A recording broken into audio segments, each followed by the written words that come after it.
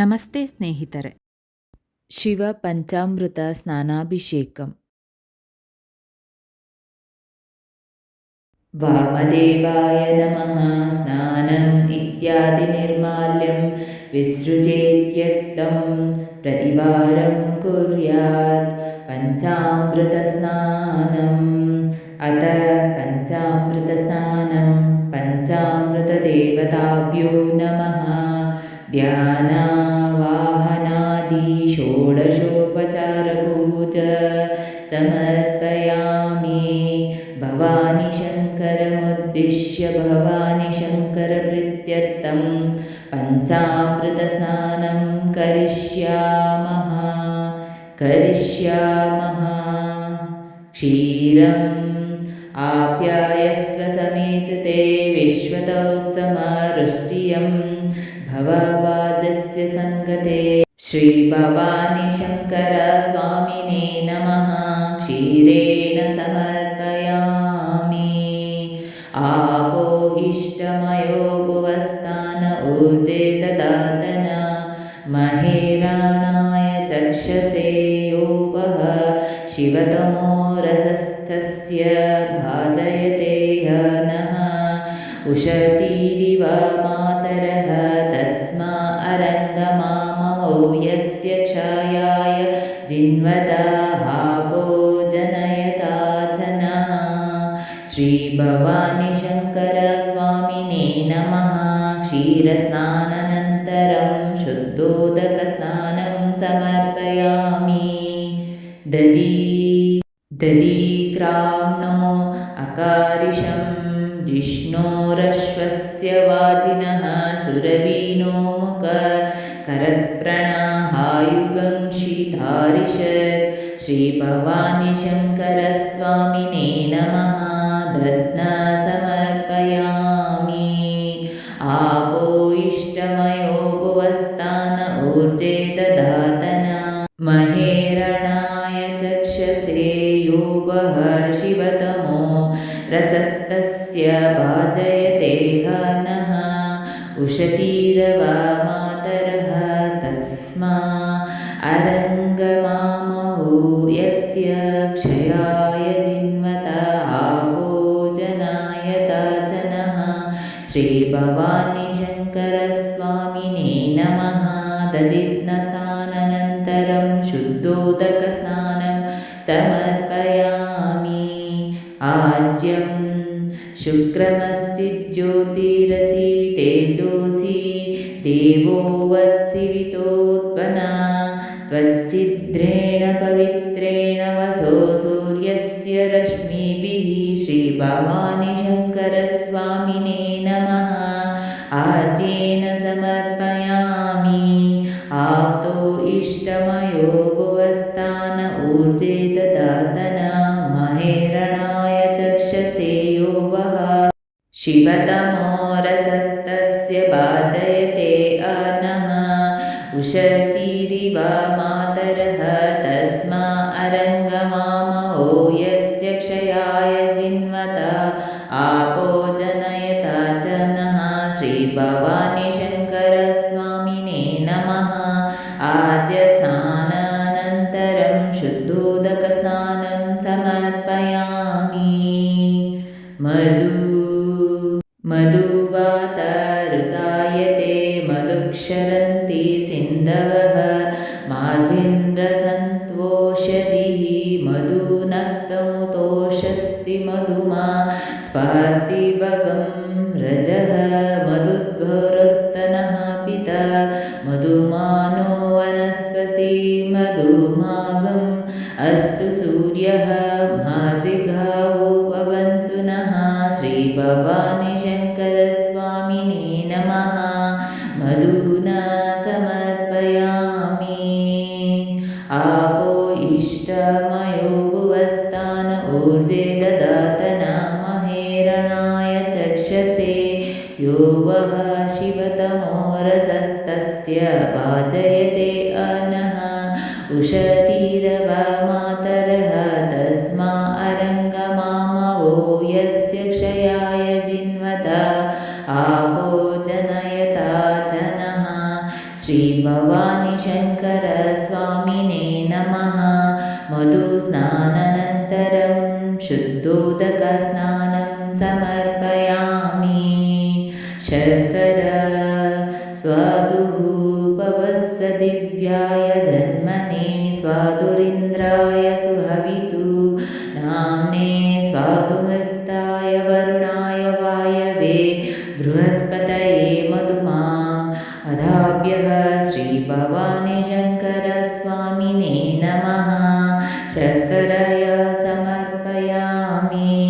आपो इष्टमयो भुवस्तान ऊर्जे ददातना महेरणाय चक्षसे यो वः शिवतमो रसस्तस्य भाजयते अनः उशतीरिव मातरः तस्मा अरङ्गमामवो यस्य क्षयाय जिन्वता आपो जनायता जनः।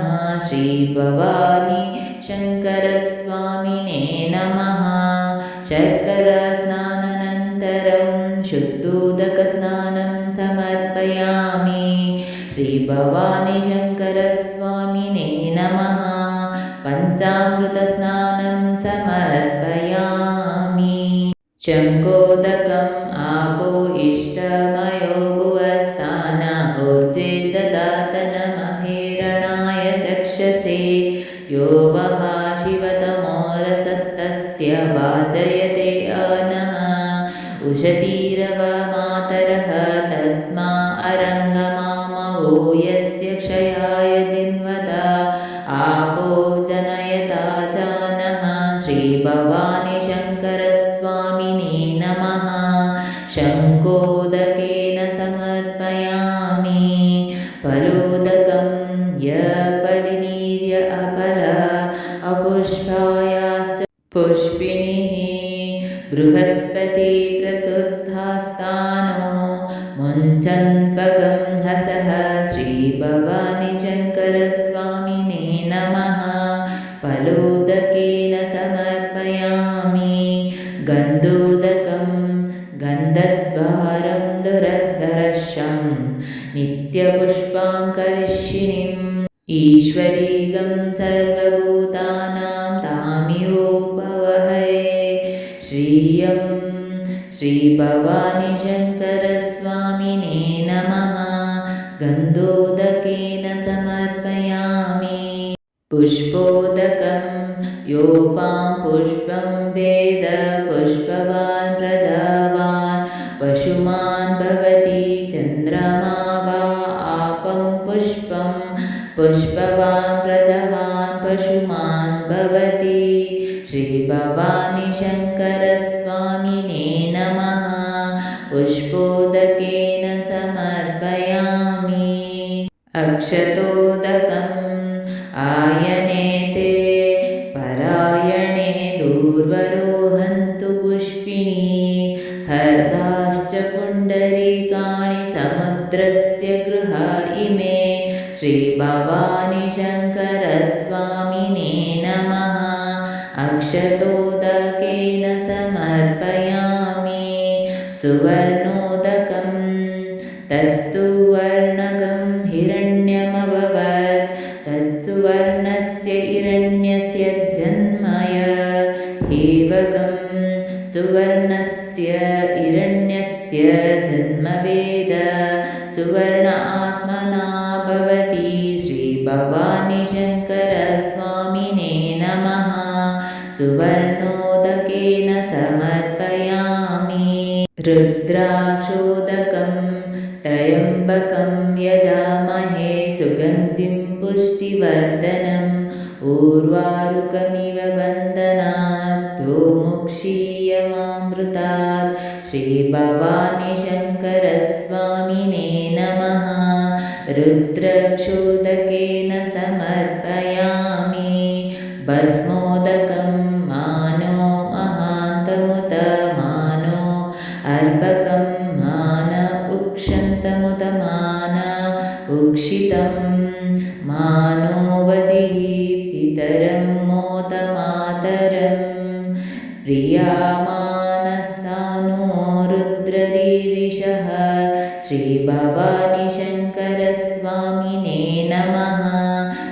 भस्मोदकेन समर्पयामि बिल्वोदकं मानस्तोकेतनये मान आयुषि मानो गोषु मानो आश्वेषु रीरिषः वीरान्मनो रुद्रभामितो वदेत् हविष्मन्तो नमस विदेमाते श्रीभवानी शङ्करस्वामिने नमः बिल्वोदकेन समर्पयामि दूर्वोदकं काण्डात् प्ररोहन्ति परुषः परि एवानुदूर्वे प्रतनु सहस्रेण शतेन च श्रीभवानी शङ्करस्वामिने नमः दूर्वोदकेन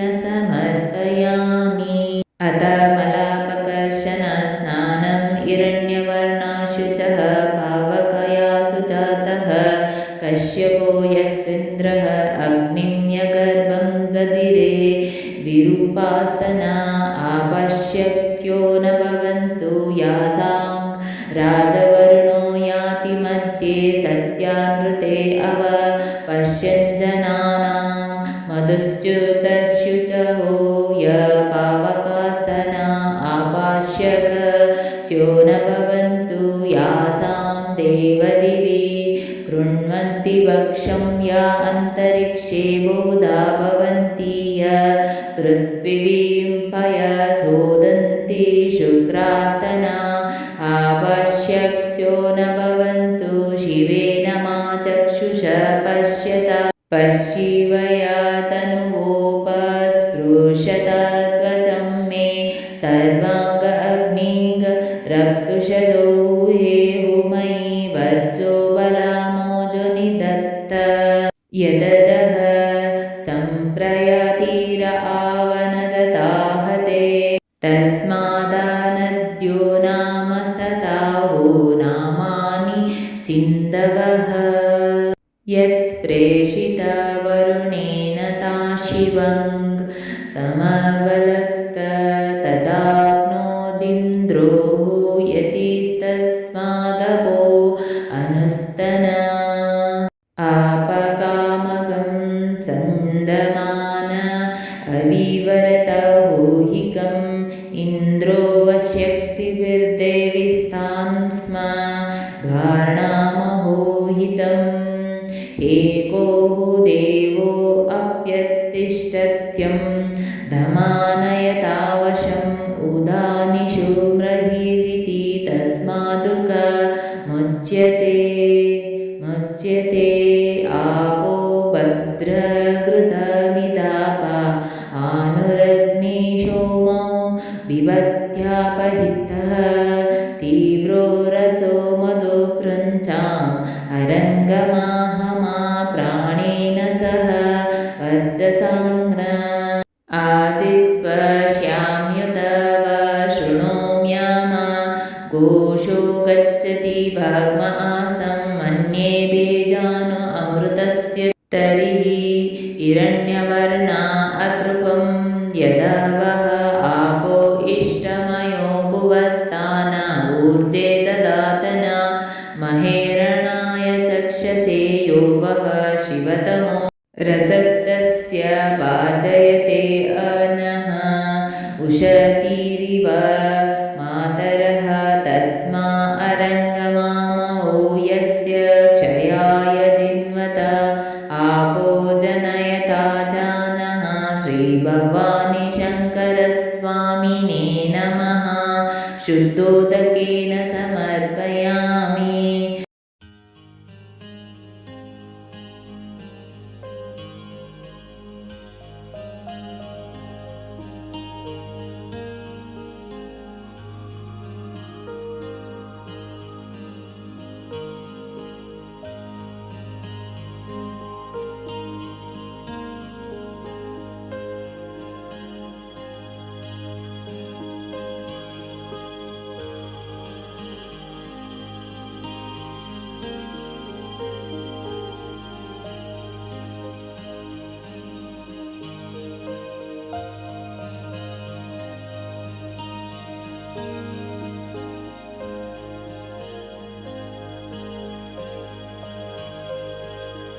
पवमानसो वर्जनः पवित्रेण विचर्षणिः यः पोता स पुनातु मा पुनन्तु मा देवजनः पुनन्तु मनमोदिय पुनन्तु विश्व आयवः जातवेदः पवित्रवत् पवित्रेण पुनाहि मा शुक्रेण देवदीद्यत् अग्ने कृत्वा क्रतुगं रनुयत्ते पवित्रमर्चिषि अग्ने विततमन्तरा ब्रह्मतेन पुनीमहे उभाभ्यां देवसवितः पवित्रेण सवेन च इदं ब्रह्म पुनीमहे वैश्वदेवी पुनति देव्याघात्यस्य बहिस्तनुः वीतपृष्ठः तया मदन्तः सदमाद्येषु वयक्ष्यामपतयोरणिनां वैश्वनरो रश्मिभिः पुनातु वातः प्राणे शिरो मयोभुः द्यावपृथिवी पयसपयोभिः ऋतावरी यज्ञे मा पुनीताम्।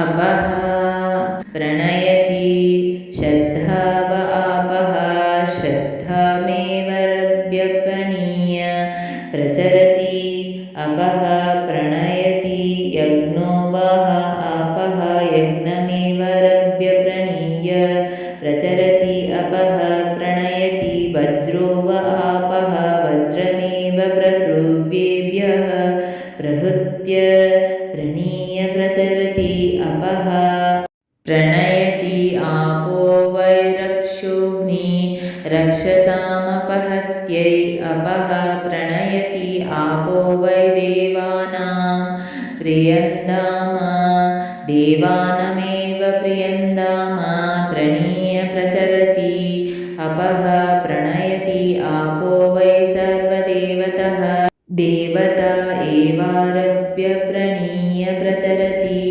आपो वै शान्तः शान्तवीरेवास्य शुच गं शमयति श्री भवानी शङ्करस्वामिने नमः मलापकर्षणस्नानं समर्पयामि। ಸ್ನೇಹಿತರೆ, ಈ ವಿಡಿಯೋ ಇಷ್ಟವಾದಲ್ಲಿ ಲೈಕ್, ಶೇರ್ ಆ್ಯಂಡ್ ಕಾಮೆಂಟ್ ಮಾಡಿ. ಮುಂದಿನ ವಿಡಿಯೋಸ್ಗಳಿಗಾಗಿ ಚಾನಲ್ ಅನ್ನು ಸಬ್ಸ್ಕ್ರೈಬ್ ಮಾಡಿ. ಧನ್ಯವಾದಗಳು.